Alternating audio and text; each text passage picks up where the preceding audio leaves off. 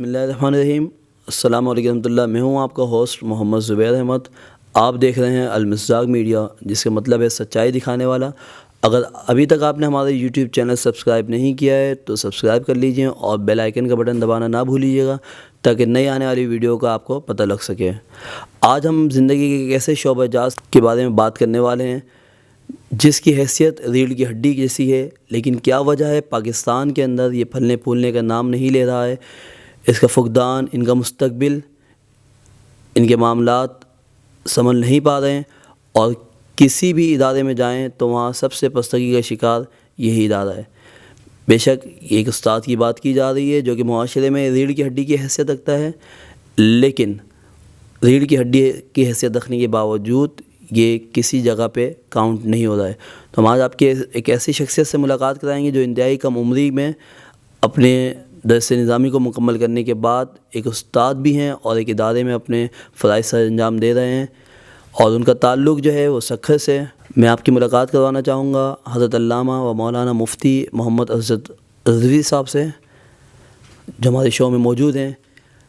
کس طرح انہوں نے اپنی تعلیم مکمل کی، یہ تعلیم کے 8 سال کس طرح مکمل کیے، کیا داؤ پیچ آئے، کن جگہ پہ دشواریاں آئیں، کن جگہ پہ آسانیاں آئیں، کس نے ساتھ دیا، کس نے نہیں دیا، کس نے ہمت بڑھائی، کس نے حوصلہ دیا، ان کے والدین کا کیا کردار ہے، معاشرے میں یہ خود کیا کر سکتے ہیں۔ السلام علیکم ورحمۃ اللہ۔ وعلیکم السلام ورحمۃ اللہ وبرکاتہ۔ کیسے ہیں آپ؟ الحمدللہ۔ حضرت آپ ماشاءاللہ سے اتنی کم عمری کے اندر جو ہے وہ استاد بن گئے، اور آپ نے اپنی تعلیم بھی مکمل کی ماشاءاللہ سے۔ ابھی آپ جو ہے اس ادارے کو سرو کر رہے ہیں۔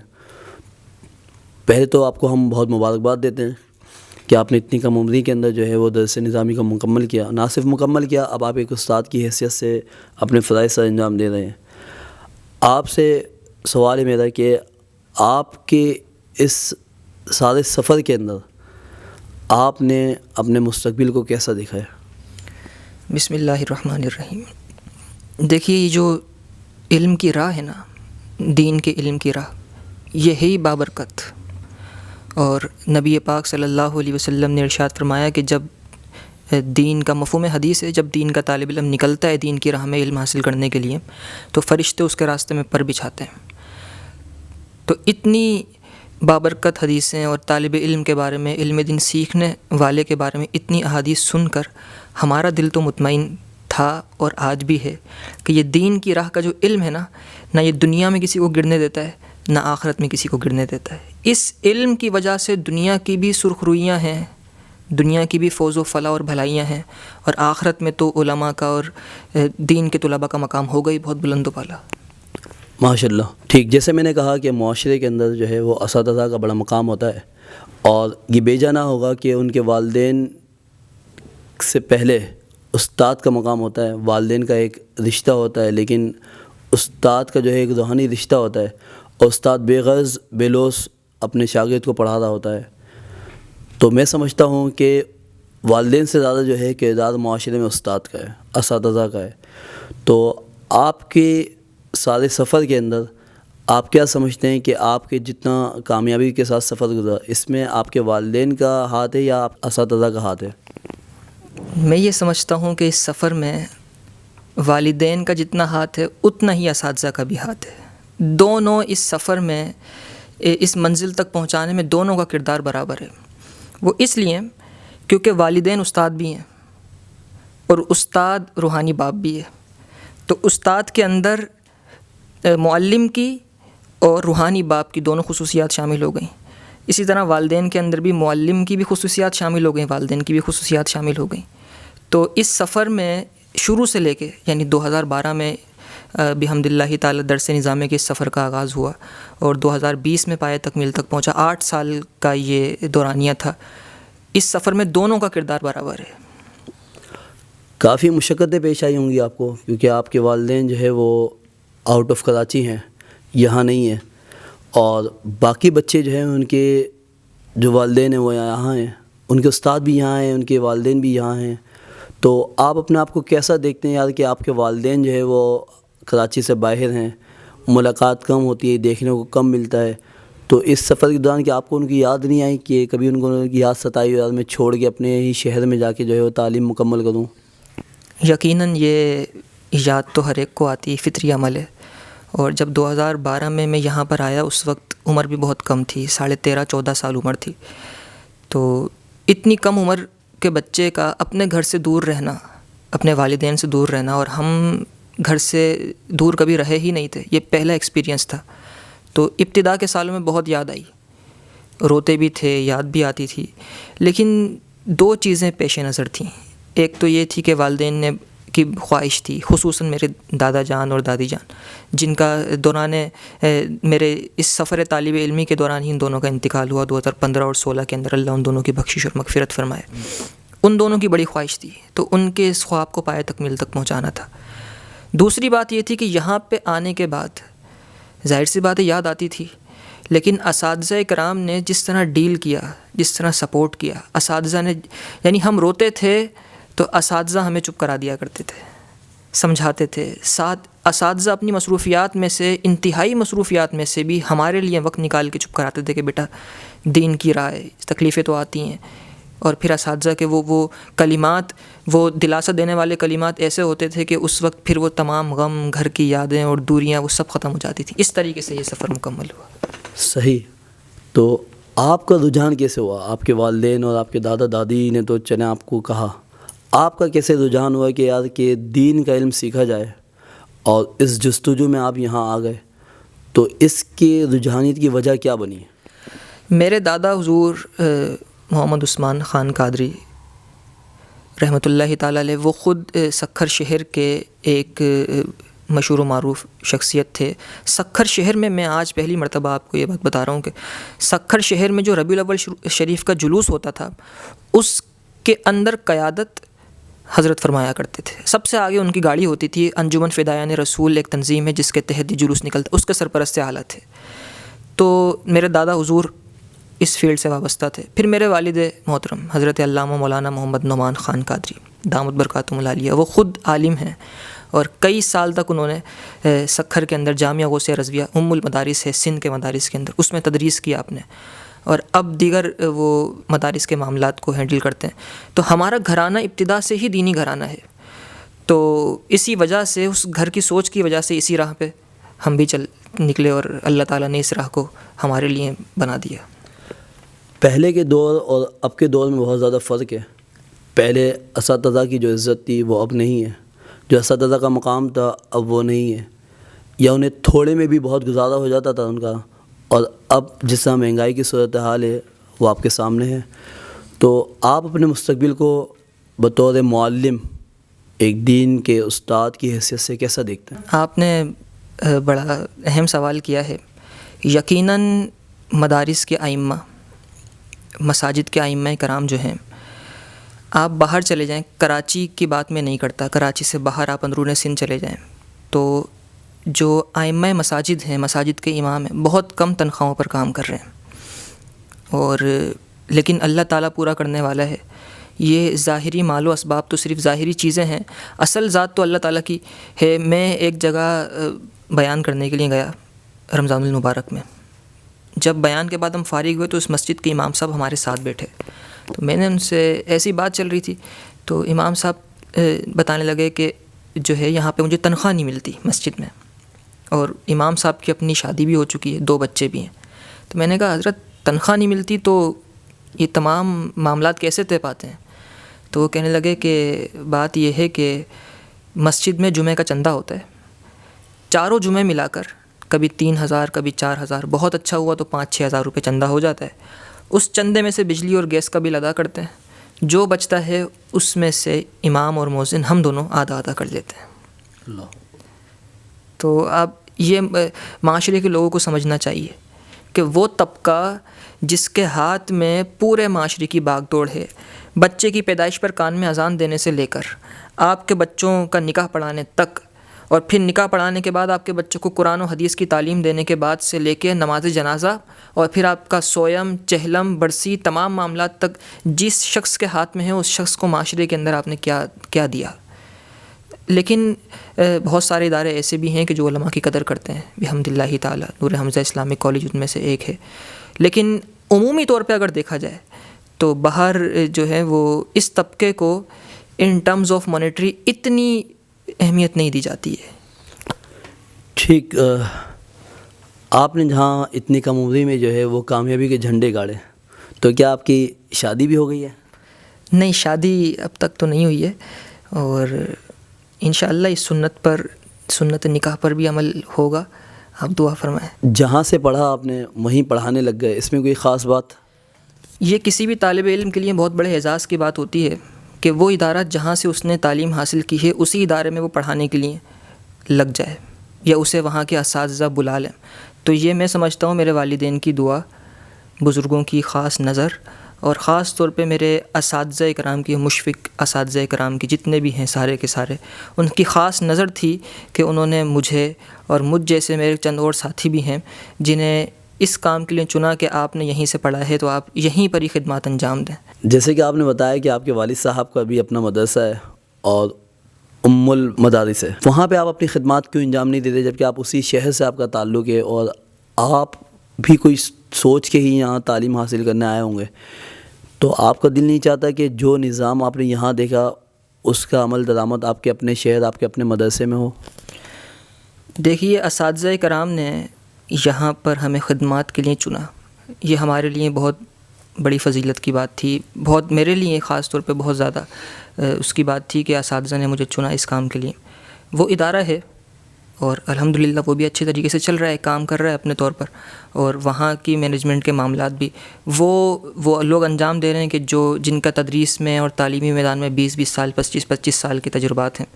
تو وہ ادارہ اپنے معیار کے مطابق اور اپنی حیثیت کے مطابق بہت اچھا ہے اور ام المدارس کا درجہ حاصل کر چکا ہے. لیکن یہاں چونکہ اساتذہ کا حکم تھا اور انہوں نے خاص حکم فرمایا تھا کہ آپ نے یہاں پر آ کے خدمات انجام دینی ہے، تو الحمدللہ میں یہاں پر اس وجہ سے. کبھی سیر و تفریح کا خیال دن میں آتا ہے کہ یا چلو آج سی ویو آج کی لفٹن چلتے ہیں گھوم کے آتے ہیں؟ سیر و تفریح کا خیال اتنا تو ذہن میں نہیں آتا. ہاں، یہ خیال آتا ہے کہ چلو آج فلاں مکتبے پر چلتے ہیں، کچھ کتابیں لے کر آ جاتے ہیں، فلاں لائبریری میں چلتے ہیں، اور پھر جو ہماری اپنی ادارے کی لائبریری ہے اس میں ہزاروں کتابیں موجود ہیں. چھٹی کے دنوں میں یہاں پر آ جاتے ہیں اور چھٹی کی رات دن یہاں پہ ہم گزارتے ہیں، یہاں پہ پڑھتے ہیں. تو یہ ہماری تفریح ہے کہ کتابوں کے ساتھ ایک قلبی لگاؤ ہے. شہر کراچی کی کتنی مشہور و معروف جگہوں پہ جہاں پکنک یا پارٹیز کے انتظام ہوتے ہیں آپ گئے ہیں؟ شاید نہ ہونے کے برابر. کہ آپ کیا سمجھتے ہیں کہ آپ کو اپنا تجربہ بڑھانے کے لیے زندگی کے دیگر شعبہ سے تعلق رکھنا یا تعلق جوڑنا نہیں بنتا؟ بالکل بنتا ہے. اسی وجہ سے اسی سوچ کو لے کے نور حمزہ اسلامک کالج چلا تھا کہ ایک عالم دین کے پاس دنیاوی تعلیم بھی ہونی چاہیے تاکہ وہ جہاں دینی تعلیم سے بہرہ ہو، دنیاوی زیور علم سے بھی آراستہ ہو. ہمارے یہاں پر بی کام تک کی تعلیم ہے اور اس کے بعد یعنی کہ کراچی یونیورسٹی سے ایفیلیٹڈ ہے ہمارا ادارہ الحمدللہ، اور اس کے بعد پھر ماسٹرز بھی طلباء کرتے ہیں. تو میں نے خود کراچی یونیورسٹی سے پہلے بی کام کیا نور حمزہ کے تحت، اور پھر اس کے بعد کراچی یونیورسٹی سے ہی ماسٹرز کر رہا ہوں، اور ایم اے کا میرا جو پارٹ 2 ہے اس کے امتحانات ہو چکے ہیں. تو دونوں چیزیں جو ہیں، دینی تعلیم اور دنیاوی تعلیم، دونوں چیزیں ایک ساتھ ہیں، دینی فیلڈ کے اندر بھی الحمدللہ اور دنیاوی فیلڈ کے اندر بھی. تو آپ کا دل نہیں چاہتا کہ اس ایج کے اندر جہاں ایک لڑک پن کی ایج ہوتی ہے، ٹین ایج سے لے کے آپ جو ہے ابھی تک ماشاءاللہ لگے ہوئے ہیں، تو کیا دیگر لوگ جس طرح سے اپنی زندگی گزار رہے ہیں، سیر و تفریح پہ جاتے ہیں، پکنکس اینڈ پارٹیز میں جاتے ہیں، رشتہ داروں میں جاتے ہیں، تو آپ کی زندگی ان سے الگ تھلگ سی نہیں لگتی آپ کو؟ دیکھیے، ہر ایک فیلڈ جو ہے وہ اسپیسیفک ہوتی ہے. ایک ڈاکٹر ہے، اس کا کام ہے مریضوں کو چیک کرنا. ایک حکیم ہے، اس کا کام ہے مریضوں کو دیکھنا. معلم کا کام ہے پڑھانا، کتابیں پڑھنا، دوسروں کو علم پہنچانا. انجینئر ہے، وہ صبح سے لے کے رات تک آرکیٹیکچرز جو ہیں وہ گھر بناتے ہیں، مٹی اور یہ چیزیں ان کے سامنے ہوتی ہیں. تو ہر ایک کی اپنی ایک فیلڈ ہے. تو الحمدللہ ہماری یہ کہیں کہ ذالک فضل اللہ یؤتیہ من یشاء، یہ اللہ تعالیٰ کا خاص فضل ہے ہم پر کہ ایسے ماحول میں رہنے کے باوجود بھی کبھی یہ محسوس نہیں ہوتا کہ یہاں سے نکل کر یعنی دین کی فیلڈ کو چھوڑ کے اس طرف چلے جائیں، کیونکہ اللہ تعالیٰ نے اس فیلڈ میں ایسی برکت رکھی ہے، اس راہ میں ایسی برکت رکھی ہے کہ جو اس راہ میں آتا ہے تو پھر اللہ تعالیٰ اسے ہر طرح کی چیزوں سے نوازتا رہتا ہے. سیاست کو کیسا دیکھتے ہیں آپ پاکستان کے اندر؟ سیاست ضرور ہونی چاہیے، اور اسلامی شرعی سیاست، جو وہ سیاست کہ جو سیاست بزرگوں نے فرمائی ہے. سیاست دین سے جدا تو نہیں ہے. حدیث شریف میں یہاں تک آیا بنی اسرائیل کے انبیاء کرام سیاست فرمایا کرتے تھے. تو سیاست کرنا، اور سیاست وہ کہ جو فلاح و بہبود کے لیے ہو، وہ تو انبیاء کرام کی سنت ہے. تو سیاست ہونی چاہیے. سیاست وہ ہونی چاہیے جو بحمد اللہ تعالی ہمیں استاد محترم قبلہ امیر المجاہدین حضرت علامہ حافظ خادم حسین رضوی رحمۃ اللہ تعالیٰ علیہ نے جو طریقہ کار سکھایا کہ سیاست کو نبی پاک صلی اللہ علیہ وسلم کی نالین شریفین سے جھڑنے والے ان ذروں کے ساتھ جوڑ دیا جائے، پھر وہ سیاست سیدھی راہ پر چلتی رہے گی. آپ اپنے جو طالب علم ہیں ان کو کیا پیغام دینا چاہیں گے آخر میں کہ وہ اپنی زندگی کو کس طرح سے گزاریں؟ طالب علموں کو میں یہ پیغام دینا چاہوں گا کہ راہ علم میں مشکلات آتی ہیں، اور جیسا کہ بزرگوں نے فرمایا ہے کہ اس دین کی راہ میں علت، قلت اور ذلت، بیماری بھی آئے گی، کبھی کسی چیز کی کمی بھی ہو جائے گی، کتابوں کی کمی، پیسوں کی کمی، یا صحت کی کمی، یا کسی بھی اعتبار سے کمی ہو جائے گی. کبھی ڈس ہارٹ ہو جائیں گے، کبھی ڈپریسڈ ہو جائیں گے، مختلف مراحل سے گزرنا پڑے گا. تو لیکن ان سب چیزوں سے آگے نکل کر اپنے ویژن پہ نظر رکھ کر جو بندہ چلتا رہتا ہے راہ پر، وہ اپنی منزل کو پہنچ جاتا ہے. ہر راہ میں تکلیف ہے، تکلیف کے بغیر تو وہ کہا جاتا ہے نا انگلش کے اندر کہ نو پین تو نو گین. اگر درد نہیں ہوگا تو پھر کوئی گین بھی نہیں ہوگا. تو راہ میں تکلیف تو ہے، لیکن اس راہ کی تکلیف کو اتنا لے لینا کہ اس راہ سے دور ہو جانا، یہ اس مسئلے کا حل نہیں ہے.